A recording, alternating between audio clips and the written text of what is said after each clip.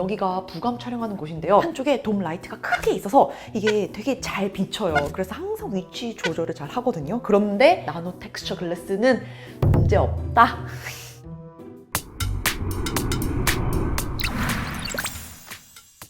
하이 가이스, 고나고입니다. 이번에 나노 텍스처 글래스 옵션이 처음으로 아이패드 프로에 적용이 되면서 M4 아이패드 프로 11인치는 나노 텍스처 글래스로, 그리고 13인치는 기본 디스플레이로 사용을 하고 있는데요. 확실히 장단점이 분명하게 갈립니다.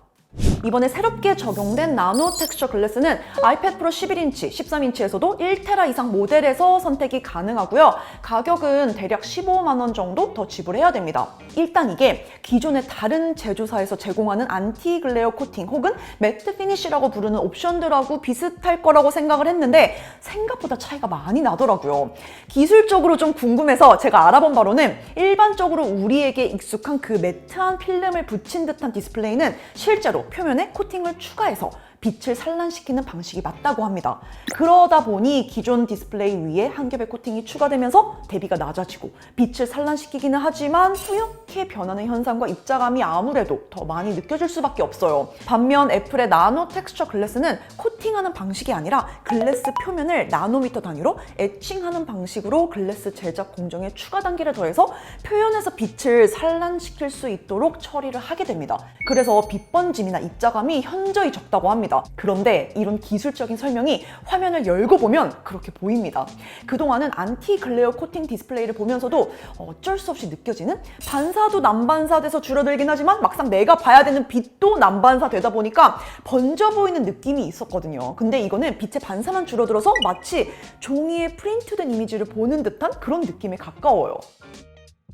여기서 재밌는 점이라면, 보통은 이런 안티글레어 코팅을 한 제품들을 보면 일체감을 주기 위해서 베젤 부분까지도 동일한 마감을 하는 게 일반적이에요. 그리고 일종의 필름을 여기에다 한 겹 더 씌운 거기 때문에 베젤까지 처리하지 않는다면 이질감이 느껴질 수도 있고요. 그런데 애플은 이걸 대놓고 베젤 쪽은 기본 디스플레이 광택이 그대로 보이게 마감을 했고 오직 화면 부분에만 나노 텍스처 에칭을 통해서 다른 질감을 대놓고 보여주고 있어요.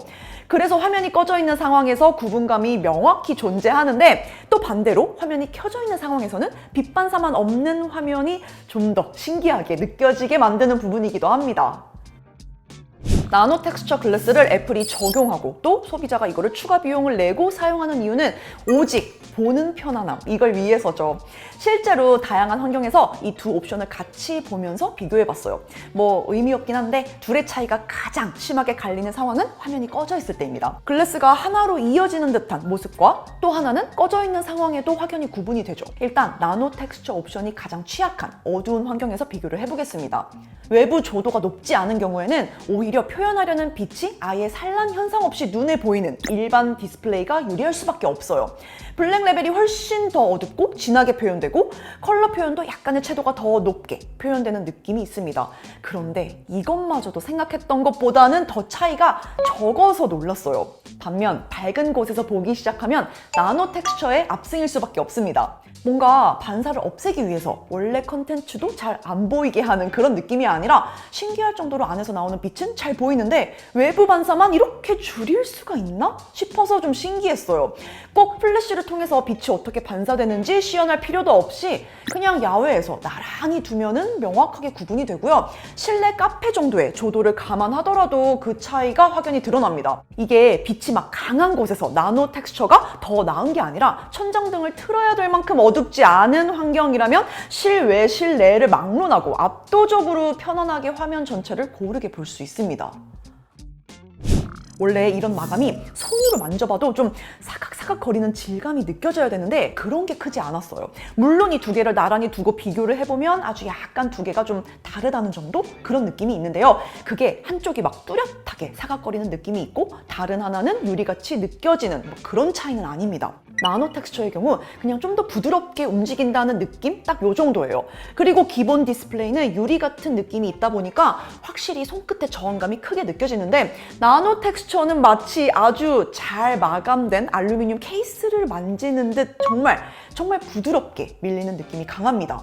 그리고 지문이나 오염에는 이 나노 텍스처가 물론 좀 더 유리한 듯 하긴 하지만 이것도 사실 큰 차이라고 보기는 어려워요. 그래서인지 애플에서 나노 텍스처 글래스가 애플 펜슬 프로 사용에 더 유리하다고 마케팅을 하지 않는 것 같기도 합니다. 오히려 손으로 만졌을 때 그 촉감 차이가 더 크고요. 애플 펜슬 프로로 필기를 했을 때 우리가 흔히 기대하는 그 종이에 쓰는 듯한 사각사각한 소리나 감촉이 전혀 없습니다. 그냥 매끈한 유리에 쓰는 느낌이에요. 오히려 펜슬의 감촉보다는 필기할 때 지탱하는 손바닥이 더 부드럽게 미끌리는 느낌에서 차이가 나는 정도라고 할 수 있어요. 제가 이번에 사용해보면서 이 나노 텍스처에 놀란 건 사실인데요. 또 그렇다고 무작정 이거를 추천할 수는 없겠다 싶은 게 모두가 저처럼 그냥 기술적인 차이 그 자체가 궁금한 게 아니라 이거를 실제로 오랜 시간 사용하는 유저 입장에서 생각을 해야 되기 때문인데, 그런데 이 나노 텍스처의 경우 여기에 추가로 필름을 붙이는 순간 아무 의미 없습니다. 나노 텍스처 글래스 표면에 애칭되어 있는 이 표면의 질감을 느낄 수도 없고, 오히려 그 위에 필름을 시공하면서 난반사를 줄이는 표면이 코팅 필름 아래로 이동을 하게 되면서 의도한 빛 제어를 할 수 없게 돼요. 즉 나노 텍스처는 출고된 이 상태 그대로 순정으로 사용할 각오가 되어 있어야 합니다. 그래서 밝을 때, 어두울 때, 시간 상관없이 아이패드를 하루 종일 쓰는 사람에게는 이보다 더 눈이 편안하고 더 안정적인 작업을 할 수 있게 해주는 옵션이 있을까 싶을 정도로 완벽한 옵션이에요. 반면 스탠다드 글래스의 경우 주로 실내에서 사용하고 대다수의 용도처럼 퇴근 후에 개인적인 용도로 사용하는 분들, 그러면서 보호 필름을 사용해서 디스플레이 보호를 완벽히 하고 싶은 그런 유저들은 이 스탠다드 글래스가 더 맞습니다.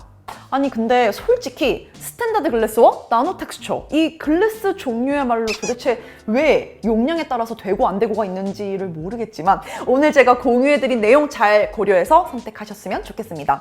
필요에 따라서는 정말 아이패드 용량 하나 올리는 것보다 이게 더 실사용에 좋지 않을까 싶을 정도의 변화이긴 합니다. 그럼 추가로 궁금한 점 남겨주시고요. 저는 또 새로운 영상 얼른 준비해서 돌아올게요. 빠이 가!